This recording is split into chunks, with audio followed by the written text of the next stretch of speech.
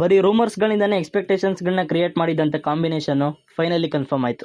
ಅಲ್ಲು ಅರ್ಜುನ್ ಅವರ 23ನೇ ಸಿನಿಮಾನ ಲೋಕೇಶ್ ಕನಗರಾಜನ್ ಅವರು ಡೈರೆಕ್ಷನ್ ಮಾಡ್ತಿದ್ದಾರೆ. ಸೊ ಈ ವಿಷಯದ ಬಗ್ಗೆ ಮಾತಾಡೋದಕ್ಕಿಂತ ಮುಂಚೆ ಚಾನಲ್ಗೆ ಸಬ್ಸ್ಕ್ರೈಬ್ ಮಾಡ್ಕೊಂಡಿಲ್ಲ ಅಂದರೆ ಸಬ್ಸ್ಕ್ರೈಬ್ ಮಾಡ್ಕೊಳ್ಳಿ. ಸೊ ವಿಡಿಯೋನ ಶುರು ಮಾಡೋಣ ಬನ್ನಿ. ಅಲ್ಲು ಅರ್ಜುನ್ ಅವರು ತಮ್ಮ 23ನೇ ಸಿನಿಮಾನ ಲೋಕೇಶ್ ಅವ್ರ ಜೊತೆ ಮಾಡ್ತಿರೋದು ಒಂದೊಳ್ಳೆ ವಿಷಯ ಅಂತಾನೆ ಹೇಳ್ಬೋದು. ಬೇಸಿಕಲಿ ಲೋಕೇಶ್ ಕನಗರಾಜನ್ ಅವರು ತಮ್ಮ ಸಿನಿಮಾದಲ್ಲಿ ಯಾವುದೇ ಹೀರೋನ ಕಾಸ್ಟಿಂಗ್ ಮಾಡಬೇಕಾದ್ರೂ ಕೂಡ ತುಂಬಾನೇ ಡಿಫ್ರೆಂಟ್ ಆಗಿ ಎಲಿವೇಟ್ ಮಾಡ್ತಾರೆ. ಅವ್ರನ್ನ ತುಂಬಾನೇ ಸ್ಟೈಲಿಶ್ ಆಗಿ ತೋರಿಸಬಹುದು ಅಥವಾ ಡಿಫ್ರೆಂಟ್ ರೋಲ್ ಅಲ್ಲಿ ತೋರಿಸಬಹುದು. ಇಂಥ ವಿಷಯದಲ್ಲಿ ಲೋಕೇಶ್ ಅವರು ಎತ್ತಿದ ಕೈ ಅಂತಾನೆ ಹೇಳ್ಬೋದು. ಅಲ್ಲು ಅರ್ಜುನ್ ಅವ್ರನ್ನ ಸುಕುಮಾರ್ ಅವರು ಪುಷ್ಪ ಸಿನಿಮಾದಲ್ಲಿ ಸ್ಟೈಲಿಶ್ ಸ್ಟಾರ್ನ ಸ್ಟೈಲಿಶ್ ಆಗಿ ತೋರಿಸೋದ್ರಲ್ಲಿ ಫೇಲ್ ಆದ್ರು ಅಂತಾನೆ ಹೇಳ್ಬೋದು.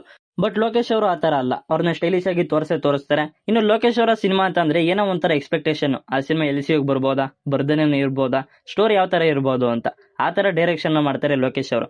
ಅಂಡ್ ಮೋರ್ ಓವರ್ ಈ ಸಿನಿಮಾ LCಗೆ ಬರುತ್ತೋ ಇಲ್ವೋ ಗೊತ್ತಿಲ್ಲ, ಬಟ್ ಕೈದಿ 2ಗೋಸ್ಕರ ತುಂಬಾ ಜನ ವೆಯ್ಟ್ ಮಾಡ್ತಾ ಇದ್ದಾರೆ. ಕೈದಿ 2ಗೋಸ್ಕರ ಕಾರ್ತಿ ಫ್ಯಾನ್ಸ್ ಮತ್ತೆ LC ಫ್ಯಾನ್ಸ್ ಕಾಯ್ತಿದ್ರೆ, ಇನ್ನೊಂದ್ ಕಡೆ ಅಲ್ಲು ಅರ್ಜುನ್ ಫ್ಯಾನ್ಸ್ಗೆ ಒಂದ್ ಒಳ್ಳೆ ಖುಷಿ ವಿಚಾರ ಅಂತಾನೆ ಹೇಳ್ಬೋದು. ಅದು ಲೋಕೇಶ್ ಅವರು ಇವರಿಗೆ ಸಿನಿಮಾ ಮಾಡ್ತಿದ್ದಾರೆ ಅಂತಂದ್ರೆ. ಇನ್ನು ಈ ಒಂದು ಸಿನಿಮಾನ ಮೈತ್ರಿ ಮೇಕರ್ಸ್ ಅವರು ಪ್ರೊಡ್ಯೂಸ್ ಮಾಡ್ತಾ ಇರೋದು. ಪುಷ್ಪ ಮತ್ತೆ ಪುಷ್ಪ 2ನ ಪ್ರೊಡ್ಯೂಸ್ ಮಾಡಿದ್ ಕೂಡ ಇವರೇನೆ. ಮತ್ತೆ ಈ ಫಿಲಮ್ಗೆ ಮ್ಯೂಸಿಕ್ ಡೈರೆಕ್ಟರ್ ಅಂತಂದ್ರೆ ಅದು ಅನಿರುದ್ಧ್ ಅವರು. ನೋಡಿದ್ರಲ್ಲ ಅನೌನ್ಸ್ಮೆಂಟ್ ವಿಡಿಯೋದಲ್ಲಿ ಯಾವ ತರ ಇತ್ತು ಮ್ಯೂಸಿಕ್ ಅಂತ, ಸಖತ್ ಅಂತಾನೆ ಅಂದ್ಕೊಳ್ಳಿ.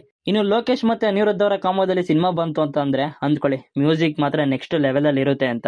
ಇನ್ನು ಈ ಸಿನಿಮಾದ ಶೂಟಿಂಗು ಇದೇ ವರ್ಷ ಸ್ಟಾರ್ಟ್ ಆಗ್ತಾ ಇದೆ. ಇದಿಷ್ಟು ನಾನು ಹೇಳ್ಬೇಕಾಗಿದ್ದಂತ ವಿಷಯಗಳು. ಸೊ ವಿಡಿಯೋ ನಿಮ್ಗೆ ಏನಾದ್ರೂ ಇಷ್ಟ ಆಗಿದೆ ಅಂತಂದ್ರೆ ಲೈಕ್ ಕೊಡಿ ಅಂತ ಹೇಳ್ತಾ ನೆಕ್ಸ್ಟ್ ವಿಡಿಯೋದಲ್ಲಿ ಸಿಗ್ತೀನಿ. Take care, bye bye.